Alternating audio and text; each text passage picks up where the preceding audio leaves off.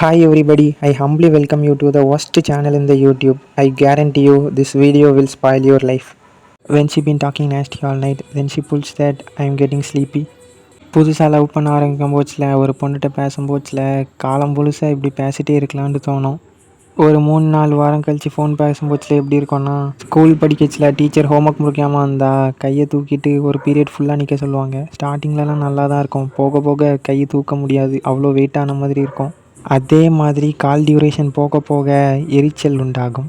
So நீங்கள் love பண்ணோன்னு முடிவு பண்ணிட்டீங்கன்னா பி ப்ரிப்பேர்ட் ஃபார் திஸ். என்னை பொறுத்த வரைக்கும் கேர்ள்ஸ் கிட்ட கொஞ்சம் கடுப்பாகிற விஷயம் என்னென்னா, அவங்க சில சின்ன விஷயத்தெல்லாம் ரொம்ப எக்ஸாஜரேட் பண்ணி பேசுவாங்க.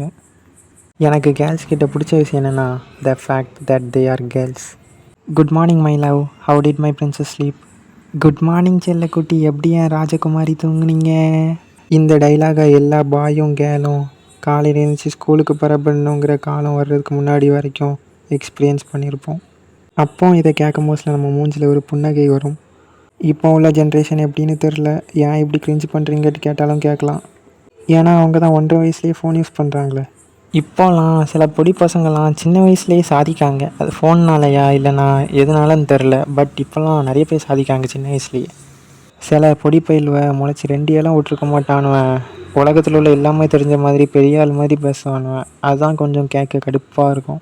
ஒரு ஒத்துக்க முடியாத உண்மை என்னென்னா, இப்போ உள்ள பயில்வெல்லாம் ஈஸியாக பொண்ணுங்களை உஷார் பண்ணிடுறானுங்க.